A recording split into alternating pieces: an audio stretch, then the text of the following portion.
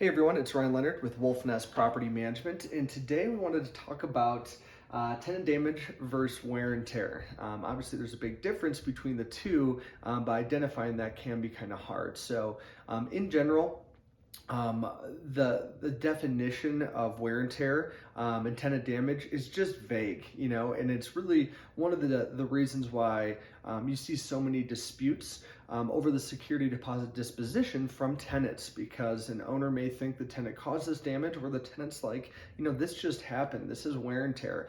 So really understanding the difference is key if you're going to be a successful property manager, whether you're doing it yourself or you have a company doing it. Now, the biggest thing or biggest takeaway that I like to see is that tenant damage is caused by the mistreatment or lack of care by that tenant. That's really the definition that you need to go off of when you're trying to analyze or decide between, is this just wear and tear, like I can't charge the tenant for it, or is this damage where I can charge the tenant for it?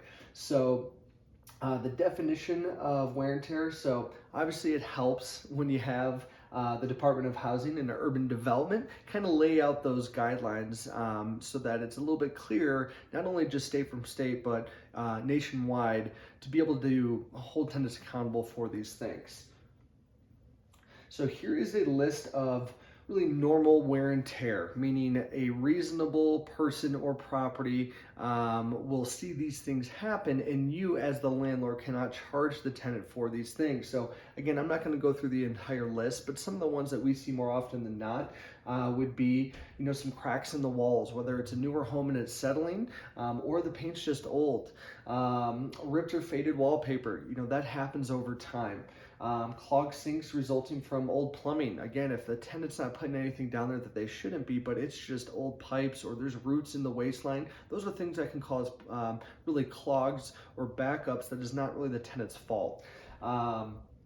Slightly damaged enamel in the bathroom. Now, if it's egregious, obviously that's something that we'd be able to charge the tenant for. But if it is, again, just normal, picture yourself living in this property for a year.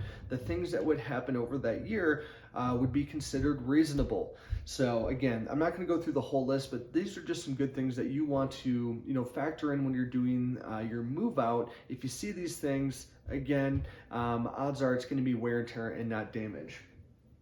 Now, when the tenant is the cause of damage, that means that they have to pay for it, really, right? So that's really what it boils down to is, hey, this is not wear and tear, but this is actual damage, meaning the tenant, whether it's via the security deposit they put down and what you're going to keep to fix those things, or if it exceeds it, you're going to be going after the tenant for those funds.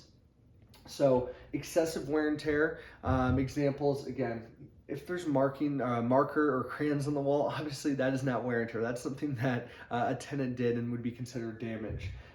Damaged sink or bathtub, torn stain carpet. Those are good things that, clearly it was not in this condition when they moved in, but now it is. That's really what you want to see is, okay, this is a direct cause of that tenant action or negligence. So as the property manager, if you're doing it yourself or you have a management company, the biggest thing is, during that turnover, or if it's your first tenant that you're placing, there's some things that you want to make sure that you do before that next tenant moves in or that first tenant moves in, so you can clearly, lay out expectations, but also have the documentation that you need. So whenever you're turning over a property, and again, if this is your first tenant, it is so crucial to have professional cleaning. We do that here at Wolfnest, because if we have an invoice dated within 30 days of move-in, when that tenant moves out, we can have the property professionally cleaned, paid for by that tenant, again, as long as we have that invoice.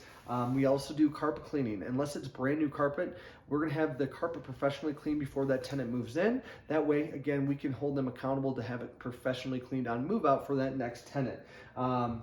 Really, paint goes a long way, whether it's just a patch and paint in one wall in a room or doing the entire room. Again, if there is zero damage to the walls when that tenant moves in, but then all of a sudden there's holes in there when they move out, obviously that's not wear and tear because it wasn't there when they moved in. Make sure all the light bulbs are in working order, because again, when they move out, they got to be in working order. Furnace filters is a good one. And the biggest thing is the video documentation and photos. Make sure you document everything before that tenant moves in, because if they do dispute the deposit disposition, you've got all the evidence that you need to go to court, and you're going to win that every time. So again, knowing the difference, it's kind of hard to do. So if you have any questions about wear and tear or a deposit disposition that a tenant disputed and need some insight or like some guidance, give me a call. There's my email, also my phone number. Be happy to discuss your portfolio in a little bit more depth and see if we could be a good fit. Thank you.